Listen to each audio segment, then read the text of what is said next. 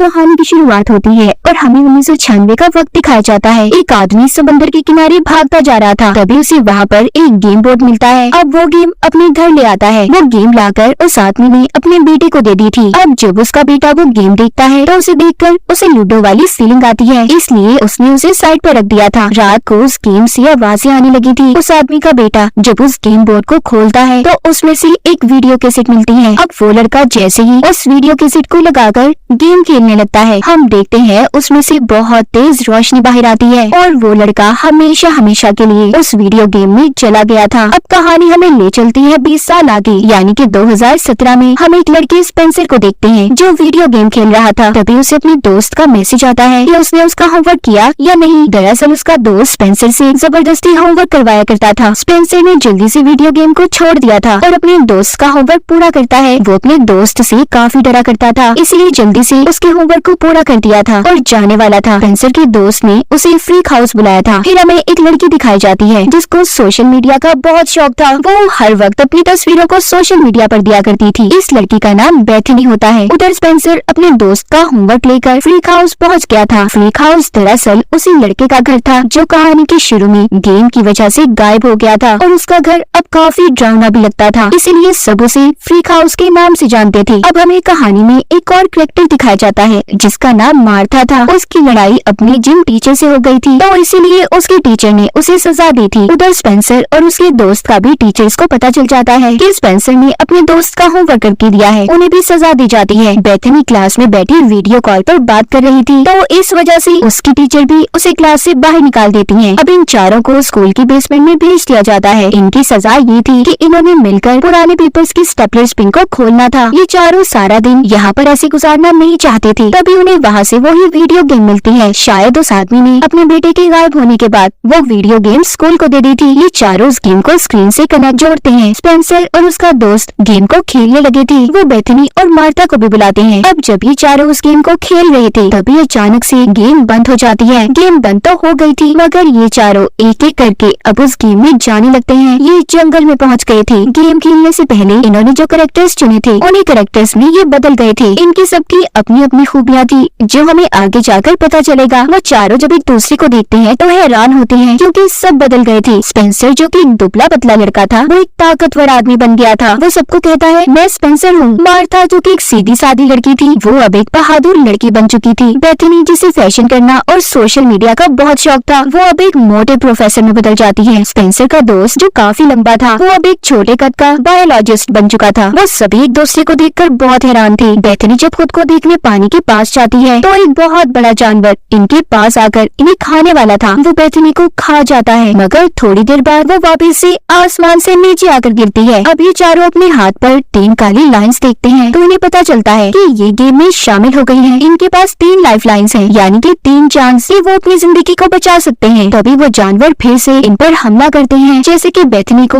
उस जानवर ने खाया, वो फिर से जिंदा हो गई, तो उसके पास अब 2 लाइफ लाइन बची थी। ये चारों उस जानवर से बचने के लिए बहुत भागते हैं। तभी वहाँ पर एक आदमी गाड़ी लेकर आ जाता है। वो इनको बिठाकर अपने साथ ले गया था। वो अब इनको जुमांजी गेम के बारे में बताता है जो इस मूवी का नाम भी है। वो इन चारों को वेलकम करता है इस जुमांजी गेम में और इनको अब गेम के बारे में बताता है। कहता है इस गेम में भी हर गेम की तरह एक विलन है जिसने यहाँ जंगल में जैगुआर चीते की बनी हुई मूर्ति से हीरे को निकाला था, जिसके बाद सारा जंगल शापित हो गया और जंगल के सभी जानवर भी उसकी बात मानने लगे। उसने हीरे से सारी ताकतों को पा लिया था। अब वो आदमी हीरा स्पेंसर को देता है और कहता है कि इस हीरे को मैंने उस विलन से चुरा लिया, तो ये हीरा वापस से उसी जगह पर जाकर रखना होगा और गेम को खत्म करने से पहले जुमांजी कहना, तभी तुम इस गेम को खत्म कर पाओगे। और अब एक नक्शा देकर वो वहाँ से चला जाता है जिसमें लिखा हुआ था आगे का रास्ता। जब ये नक्शे को देखते हैं तो वो खाली था। बेथनी कहती है क्या तुम लोग पागल हो, इसमें सब कुछ लिखा हुआ है। बेथनी का यहाँ पर हमें पता चलता है कि वो अब बहादुर होने के साथ साथ काफी अक्लमंद भी बन चुकी थी। वो नक्शे को पढ़ना जानती थी। वो बताती है इस नक्शे में एक हिस्सा गायब है, अभी हम पहाड़ों के दरमियान में हैं और बिल्कुल ठीक रास्ते पर चल रहे हैं। तभी स्पेंसर का हाथ अपने बाजू पर लगता है और एक स्क्रीन ओपन होती है जिस पर सभी की स्ट्रेंथ और वीकनेस, कमजोरियां और ताकतें लिखी हुई थी। स्पेंसर के बारे में लिखा था कि वो काफी ताकतवर है और बहुत तेज भाग भी सकता है। उसकी कमजोरी कुछ भी नहीं थी। स्पेंसर का दोस्त जब अपने बारे में पता करता है तो उसे पता चलता है, बताता है कि मैं एक बायोलॉजिस्ट हूँ, मैं जानवरों से बात कर सकता हूँ और सभी जानवरों के बारे में भी जानता हूँ। और उसकी कमजोरी में था केक, कि अगर वो केक खाएगा तो मर जाएगा। आएगा। मार्था जो कि एक फाइटर डांसर थी, बेथनी नक्शे को पढ़ना जानती थी। अब इन सबको समझ आ गई थी कि ये लोग जुमांजी गेम में हैं और इन्हें अब ये गेम खेलनी भी होगी। तभी वहाँ पर चारों पर बाइकर्स हमला कर देते हैं। वो इन पर गोलियां बरसा रहे थे। ये गेम में सभी एक दूसरे की मदद करते हैं। बेथनी को जब एक बाइकर मारने वाला था तभी उधर मार्था आकर उस बाइकर का मुकाबला करती है और अपनी लड़ाई से मार गिराती है। स्पेंसर का दोस्त जो कि नहीं भाग पा रहा था, स्पेंसर उसे अपने कंधों पर उठाकर भागने लगता है। अब उन लोगों से बचते बचते ये चारों एक झरने के पास पहुंच गए थे। इनके पास कूदने के अलावा कोई दूसरा रास्ता नहीं था। तभी मार्था को पता चलता है कि उसे एक गोली लगी है। वो भी मर जाती है, मगर कुछ देर के बाद आसमान से आकर गिरती है। इसका मतलब उसकी भी एक लाइफ खत्म हो चुकी थी। यहीं पर स्पेंसर का दोस्त उससे लड़ने लगता है। कहता है कि ना तुम इस गेम को खेलते और ना ही आज हम इस मुसीबत में होते। स्पेंसर कहता है बकवास नहीं करो, मैंने अकेले इस गेम को नहीं खेला था। स्पेंसर का दोस्त जो हर वक्त उस पर हुक्म चलाता और डराया करता था, वो आज भी ऐसा ही कर रहा था। और इसी लड़ाई के दौरान वो स्पेंसर को धक्का दे देता है, जिससे स्पेंसर एक खाई में जाकर गिरता है, मगर वापस से जिंदा हो गया था। उसकी भी एक लाइफ खत्म हो गई थी। जब स्पेंसर वापस आता है तो ये लोग एक दूसरे से कहते हैं ऐसे तो हम कभी भी नहीं निकल पाएंगे इस गेम से, हमें लड़ने से अच्छा है इस गेम को अच्छे से खेलना होगा। ये चारों नक्शे के मुताबिक एक बाजार में पहुंच गए थे, जहाँ पर स्पेंसर का दोस्त गलती से केक खा लेता है क्योंकि उसे भूख लगी हुई थी और इसी वजह से उसकी मौत हो जाती है। मगर थोड़ी देर बाद वो दोबारा जिंदा हो गया था। जैसा कि हम जानते हैं सबके पास लाइफ जिंदगी के 3 चांस हैं। उधर बाजार में इनके सामने एक बच्चा आता है जो इन्हें एक जगह पर ले आया था और कहता है वेलकम टू द जुमांजी। अब वो इन्हें कमरे के पास ले आया था और कहता है अगर आंखें झपकाए तो ये तुम्हें मार देगा। इतना कहकर वो चला गया था। इन्हें इस पहेली को सुलझाना था। वो जब उस कमरे में जाते हैं जहाँ पर एक बॉक्स में बहुत बड़ा सांप था। स्पेंसर जब उसको खोलता है तो इन्हें अब पता चलता है कि आंखें इन्हें सांप से मिलानी है। बेथनी कहती है मैं ऐसा कर सकती हूँ, जो कि अब एक प्रोफेसर में बदली हुई थी। मगर जब वो सांप के आगे बैठती है तो डर जाती है। वो सांप तभी मार्था पर हमला कर देता है, मगर स्पेंसर ने उस सांप के मुंह को पकड़ लिया था। ये उस बॉक्स से एक पेपर को निकालते हैं। उन्हें उस पेपर में छोटा सा हाथी मिलता है। उसमें साथ ही ये भी लिखा हुआ था कि जैसे ही तुम हाथी को देखना तो चलना शुरू कर दो। मगर ये सब सोचते हैं कि इनके नक्शे का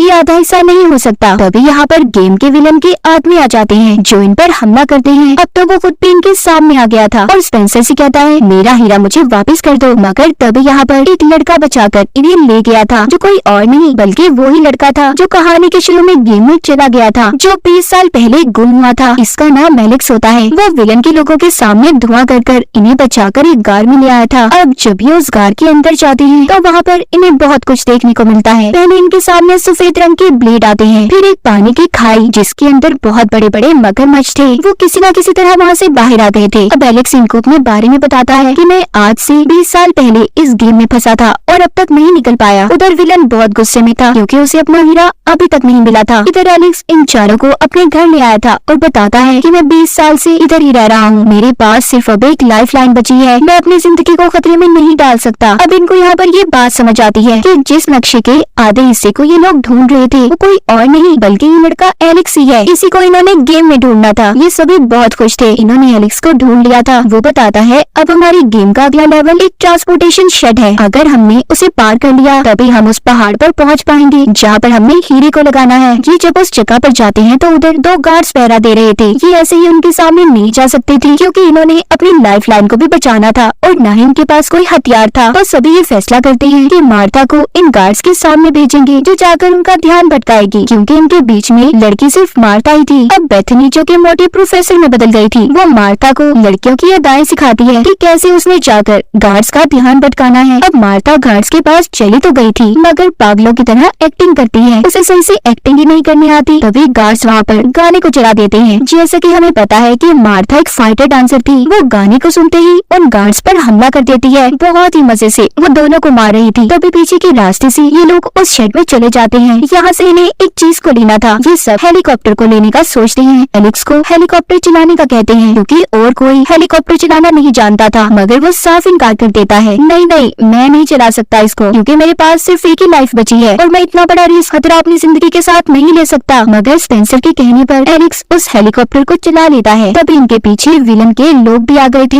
एलेक्स हेलीकॉप्टर को उड़ाता पहाड़ों के दरमियान से लेकर जा रहा था, तभी इनके पीछे मोटे मोटे गेंडे पड़ जाते हैं, जिन्होंने इनके हेलीकॉप्टर के पंखे को खराब कर दिया था। अब स्पेंसर ऊपर जाता है और पंखे को किसी तरह से उसने ठीक कर दिया था। एलेक्स जो कि हेलीकॉप्टर को उड़ा रहा था, जब वो उसे उड़ाकर ऊपर ले जाता है तो अब स्पेंसर के दोस्त को याद आता है कि हीरा उसके बैग से नीचे गिर गया है। सवाल अब ये था कि उसको लेने कौन जाएगा, क्योंकि उस हीरे के इर्द गिर्द बहुत बड़े बड़े जानवर घूम रहे थे। तभी स्पेंसर अपने दोस्त को धक्का दे देता है। सभी बहुत बड़े बड़े जानवर उसके दोस्त के पीछे पड़ जाते हैं। पीछे से स्पेंसर ने आकर उस हीरे को उठा लिया था। एलेक्स भी उसे बचा लेता है, मगर स्पेंसर के दोस्त को उन जानवरों ने मार दिया था। जब वो दोबारा से जिंदा होकर आसमान से नीचे गिरता है तो एलेक्स हेलीकॉप्टर को उल्टा करता है और तभी स्पेंसर ने अपने दोस्त के हाथ को पकड़कर उसे बचा लिया था। ये पहाड़ पर पहुंच गए थे और बहुत खुश होते हैं। तभी एक मच्छर एलेक्स को काट जाता है, जो उसकी कमजोरी थी। वो बेहोश हो जाता है। इधर कोई भी नहीं चाहता था कि वो एलेक्स को ऐसे ही छोड़कर आगे बढ़े। तभी यहाँ पर बेथनी अपनी एक लाइफ लाइन एलेक्स को दे देती है। एलेक्स तो जिंदा हो गया था, मगर बेथनी की एक लाइफ कम हो चुकी थी। ये उस जगह पर पहुंच जाती है जिधर चीते की मूर्ति बनी हुई थी। ये सब यहाँ पर आ तो गए थे, मगर आकर सोचते हैं कि इतना सब कुछ आसान नहीं हो सकता जितना हमें लग रहा है। कुछ न कुछ तो गड़बड़ जरूर है। इनमें से स्पेंसर कहता है मैं जाऊंगा पहले इस रास्ते पर, मगर जब ये थोड़ा सा आगे बढ़ता है तो बहुत से जानवर इस पर हमला कर देते हैं। एक चीते ने स्पेंसर को मार दिया था। जब वो वापस से जिंदा होकर आता है तो यहाँ पर वो अपने दोस्तों को बताता है कि रास्ता बहुत ही खतरनाक है, हम ऐसे एक ही रास्ते पर नहीं चल सकते। मेरे पास एक आइडिया है, हमें अलग अलग रास्तों पर चलना होगा। जब ये सभी अलग अलग रास्ते पर चल रहे थे तो स्पेंसर के दोस्त को एक बहुत बड़ा हाथी मिलता है। उधर विलन ने बेथनी को पकड़ लिया था और स्पेंसर से कहता है जो हीरा तुम्हारे पास है मुझे दे दो, वरना मैं इसे यहीं पर मार दूंगा। तभी पीछे से स्पेंसर का दोस्त आता है, जिसके पास हीरा था। वो बहुत बड़े हाथी के ऊपर बैठा हुआ था। इधर बहुत से चीते उस पर हमला कर देते हैं। वो हीरा उसके हाथ से छूटकर ऊपर की तरफ गिर गया था। विलन भी बेथनी को छोड़ देता है। मार्ता यहाँ पर स्पेंसर से कहती है तुम ऊपर जाओ, हीरा मैं तुम्हें ला कर देती हूँ। अब स्पेंसर एक बाइक लेता है। उसने पहाड़ पर चढ़ना शुरू कर दिया था। उसकी राइडिंग बहुत ही शानदार थी। वो अपनी बाइक को नहीं रोकता और बस चढ़ता जा रहा था। उधर मार्ता जो हीरे को लेने गई थी तो देखती है हीरा बहुत से सांपों के बीच पड़ा हुआ है। उधर विलन भी आ गया था। यहाँ पर मार्ता जानबूझकर एक सांप पर पाँव रख देती है, जिससे सांप ने उसे काट लिया था। जब वो अपनी नई जिंदगी लेकर वापस आती है तो हवा में उड़ती हुई वो हीरा स्पेंसर को दे देती है। उस हीरे को स्पेंसर ने चीते की मूर्ति में लगा तो दिया था, मगर यहाँ पर कुछ भी नहीं होता। तभी सबको याद आता है कि ये गेम को तो खत्म करना था जुमांजी का नाम लेकर, और अब सब एक के बाद एक जुमांजी चिल्लाने लगे थे। इसके बाद उस जंगल का श्राप खत्म हो गया था। जंगल दोबारा से हरा भरा हो जाता है। गेम का विलन भी गायब हो गया था, जिसके बाद उन पांचों के पास वही आदमी आता है जो इन्हें गेम के शुरू में मिला था। कहता है आप लोगों का शुक्रिया, आपने हमारे जुमांजी जंगल को